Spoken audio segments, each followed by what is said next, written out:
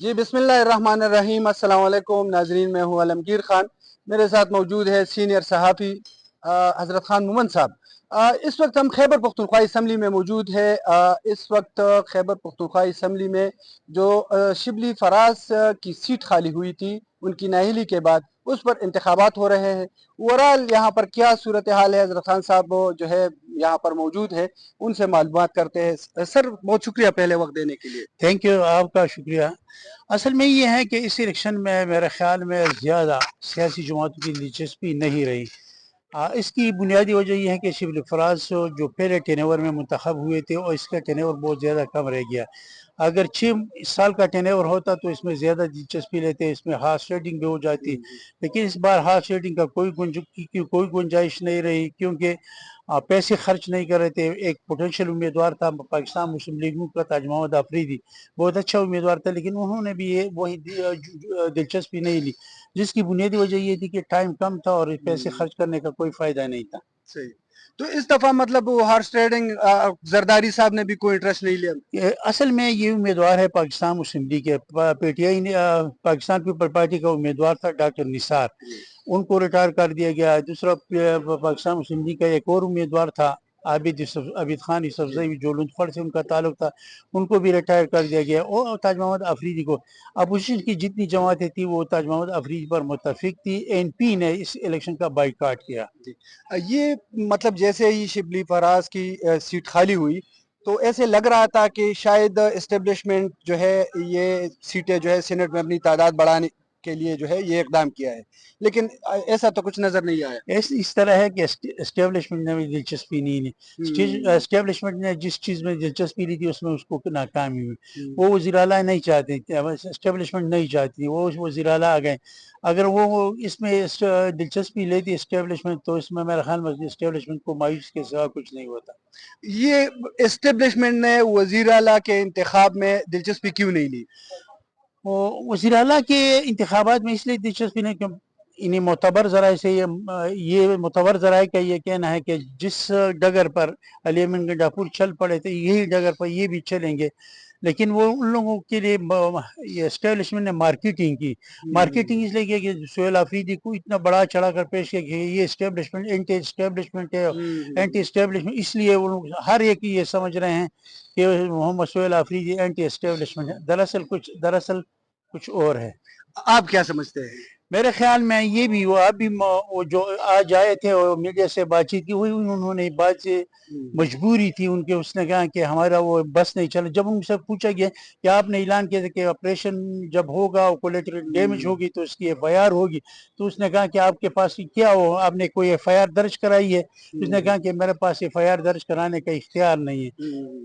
बेबसी का इजहार किया। वो तो कहते हैं कि हम कमजोर नहीं है, ये अदालत है बेबस है।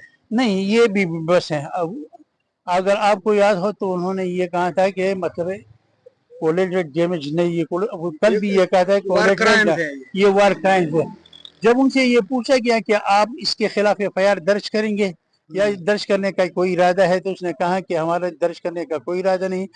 ये असम्बली की सिक्योरिटी कमेटी बनी, वो ही तय करेगी, टीओआर तय करेगी कि या एफआईआर होगी या नहीं होगी। मैं कुछ भी नहीं कह सकता उसमें। जैसे हमने कहा टीओआर के हवाले से, कल यहाँ पर एक इजलास हुआ, जो सिक्योरिटी कमेटी थी उसकी मीटिंग थी, उसमें अपोजिशन के लोग भी थे और जो मुतासरा अजला है जहाँ पर दहशतगर्दी हो रही है, ऑपरेशन हो रहे हैं, उनके भी लोग थे। जो आप बात कर रहे हैं तो उसमें यही बात उससे निकली कि टीओआर तय करेंगे। तो ये तीसरा टेनेवर है, इससे पहले अमीन भी कह रहा था। तो अब जो है ये शुरुआत है, टीओआर तो शुरुआत होती है। ये मैं आपको बता दूं कि अगर आपको याद होगा तो असम्बली के इजलास के दौरान स्पीकर ने ये बात कही थी कि वह कोर कमांडर इजलास में शरीक हो, जो सिक्योरिटी कमेटी इसमें शरीक होंगे। मैंने उस वक्त भी ये कहा था कि वो कोर कमांडर पेशावर इसमें शरीक नहीं हुए। कल वो शरीक नहीं हुए। आपको ने देखा होगा कि इसमें पार्लिमानी लीडर थे, अपोजिशन लीडर थे, वजीर आला थे। बहुत अच्छी कमेटी है, बहुत अच्छी, लेकिन इसमें इस कमेटी के पास इख्तियार नहीं है। जिसके पास इख्तियार वो नहीं आए थे। अगर वो आए होते तो शायद सूरत हाल तब बदल होती। उसको भी पता चला, उनको भी पता चला होगा कि सूरत हाल बदल है, इसलिए वो नहीं आए। ये उनके पास ये बस की बात नहीं, टीओआर बनाएंगे, ये कमेटी बनी और कमेटी बनेगी या कमेटी बनी है। पाकिस्तान में जिस चीज के लिए कमेटी बन जाए तो समझ जाए कि वो इसका कोई नतीजा नहीं निकलेगा। ये जो ऑपरेशंस हो रहे हैं, सुहेल अफरीदी के बयानात अगर हम देखें तो मतलब बहुत जोर से कह रहे थे कि ऑपरेशन नहीं होंगे, हमारी मर्जी के बगैर नहीं होंगे, तो आज भी 20 ऑपरेशन सूबे में रोजाना की बुनियाद पर चल रहे हैं। उन्होंने ये बात तस्लीम कर गई कि खैबर पख्तूनख्वा में 22 बड़े ऑपरेशन हुए, 40 के करीब इंटेलिजेंस ऑपरेशन हुए, इसका कोई नतीजा नहीं। जब कोई नतीजा नहीं निकला तो फिर आप इसके सामने दीवार क्यों नहीं बनते?